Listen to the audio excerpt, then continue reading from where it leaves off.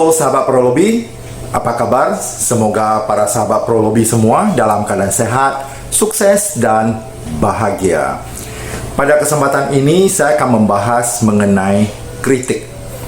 Kita semua pasti telah mengenal yang disebut dengan kritik. Tidak semua orang bisa menerima kalau dikritik. Sebenarnya kritik itu juga ada baiknya, apalagi kita memberikan kritik kepada orang lain. Ada juga orang yang merasa takut kalau kita mengkritik misalnya pemerintah atau instansi-instansi atau perusahaan dan sebagainya. Sebenarnya kritik itu adalah satu bagian dari kehidupan kita, dan ini bisa merubah cara kita hidup, cara kita melakukan segala sesuatu. Apa sih sebenarnya dari kritik itu? Kritik itu adalah suatu analisis dan evaluasi terhadap segala sesuatu. Bisa itu tingkah laku orang, bisa itu pekerjaan, dan lain sebagainya. Dan kritik ini sebenarnya bisa juga mengapresiasi dan untuk meningkatkan suatu kinerja dan untuk memperbaiki suatu pekerjaan atau tingkah laku.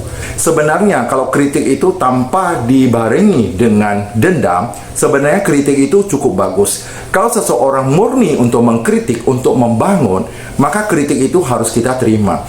Tetapi banyak orang sangat takut dikritik. Itu yang paling takut dikritik karena apa? Dia merasa dirinya itu rendah, merasa jatuh kalau ada orang yang mengkomentar atau mengkritiknya.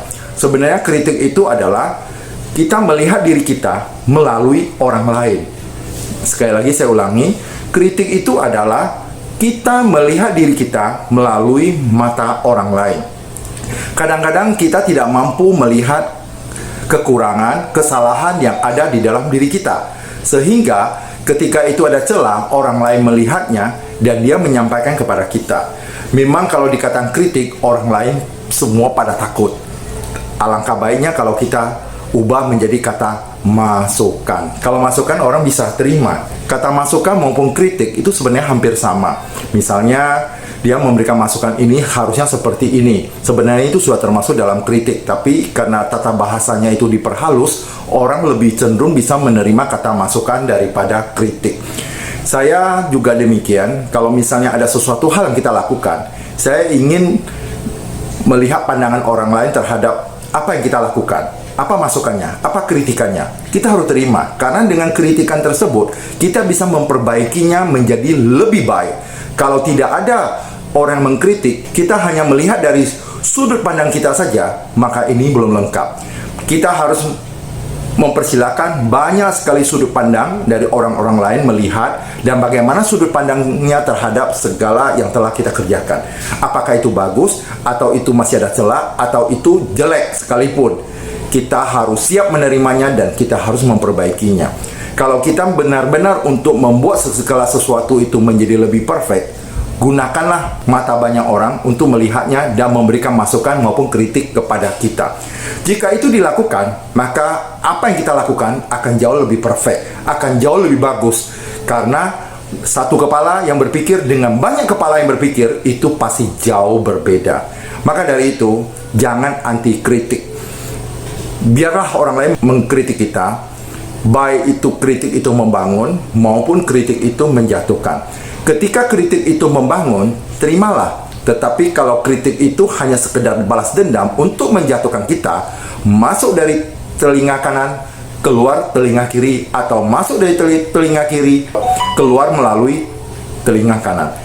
Ini sehingga kita tidak menyimpannya di dalam hati. Ketika kita dikritik, kita merasa terpikir terus apa yang salah. Sebenarnya itu tidak perlu kita pikirkan, karena memang dalam realita kehidupan dia adalah seperti itu. Kita mau berjalan lebih baik dan lebih sempurna, kita harus menghadirkan orang lain untuk membantu kita melihat, menganalisa, mengevaluasi apa yang telah kita kerjakan. Sama dengan kita mengerjakan di dalam perusahaan, segala yang kita kerjakan nanti kita sampaikan kepada pimpinan. Pimpinan akan mengkoreksi, memberi masukan. Itu sudah termasuk dia mengkritik. Seharusnya seperti itu. Kritik yang bagus adalah ketika kita memberikan satu tanggapan dibarengi dengan jalan keluarnya. Jangan kita hanya kritik saja, tapi tidak memberikan jalan keluarnya. Kritik yang bagus adalah memberikan jalan keluarnya. Seharusnya begini loh. Ya, sebaiknya begini loh. Jadi orang yang mendengar pun merasa senang, ternyata dia mendapat ilmu yang baru. Kalau kita hanya mengkritik saja tanpa kita memberikan jalan keluar, manfaatnya itu tidak ada. Itu pasti ada udang di balik batu.